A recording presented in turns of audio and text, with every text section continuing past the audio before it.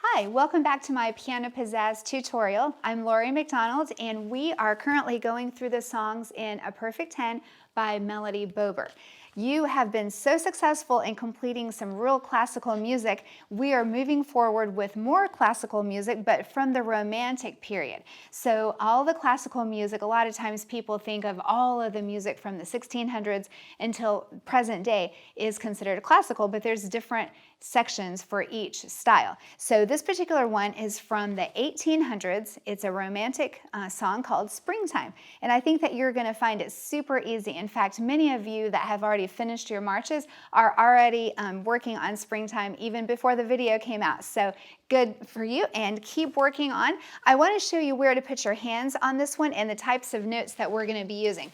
The reason this one is super easy is because you only have two notes. We have a quarter note and then the 2 eighth notes, okay? So again, remember the quarter note gets one beat, the eighth notes receive 1/2 each, so it takes both of these to create the same as this. So that's gonna be simple for you.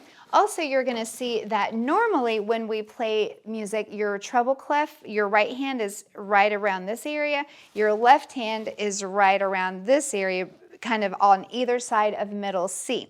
The thing about this song is that both of your hands are going to be a little bit higher. So we're going to bring the right hand notes up to the treble C, and your right hand is going to go 1, 2, 3, 4, 5 on C, D, E, F, G. So it's not the middle C for your right hand. Your right hand is an octave higher. The notes you may be unsure of, we'll look at those. The treble C is the third space. The fourth line is the D. The E is in the fourth space. Remember, you can count the spaces, F, A, C, E. The highest line, that's the F, that's the fifth line. And then this G looks like a little egg sitting on top of the staff. That's the G, the highest note right there, okay? So the right hand notes are going to be going 1, 2, 1, 2, 1, 2, 1, 2.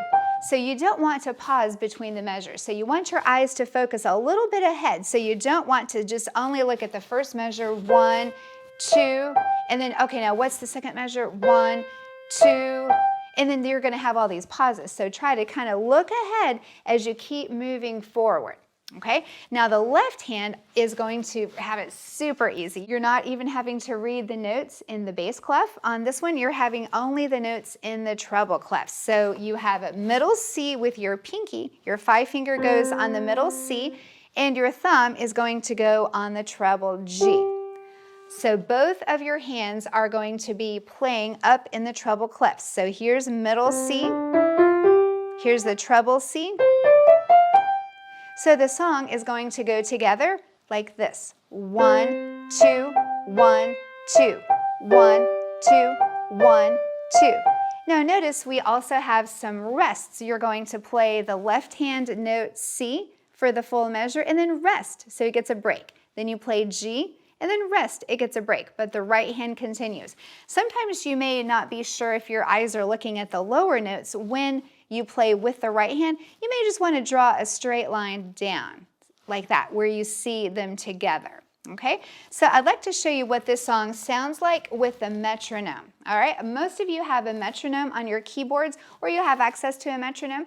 If you listen to the click, this click is at 90, okay? That means that the quarter note is going to go right on the click, and the first eighth note is also going to go right on the click. The second eighth note is going to go between the clicks, okay? So listen with the clicks.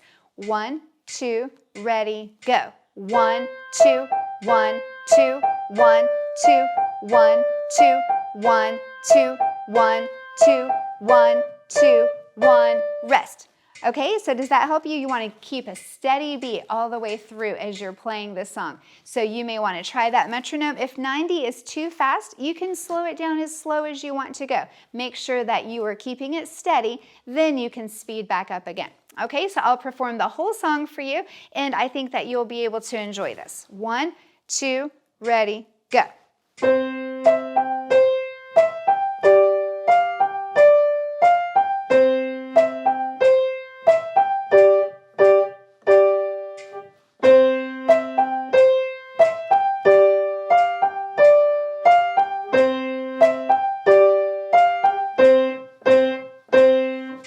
how easy that was? You are not going to have any trouble with that once you know your notes in the treble clef and you practice each hand separately. It'll be easy for you to put that together. The duet part at the bottom is pretty fun. I would like to go ahead and play the duet part so that you could try to actually play along with the video and you could join me. The eighth notes in my part are going to be playing even while you're holding your quarter notes. You're going to hear additional notes on my part, but we're going to keep the metronome on so that you can keep right on that steady beat. Okay, so I'm going to give you 2 measures and we'll count off together. I'm going to be playing the duet part in the bass clef area because you're going to be playing up in the treble clef area. Okay, so here we go. 2, 1, 2, ready, go.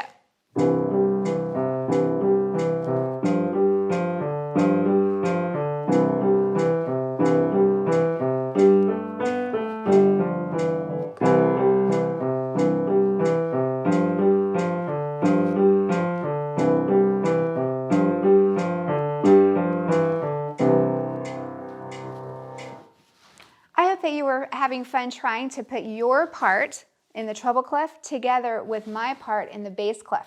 But you can't do that until you've learned the song. So be sure to practice a lot on just learning it by yourself at a slower speed. Then you can speed it up. Then you'll be feeling comfortable to join me on the duet. I hope that you'll enjoy your practicing and keep reviewing all of the other songs in the perfect 10 so that you'll have many selections to choose from at any given time. Thanks for your time. Enjoy your practicing.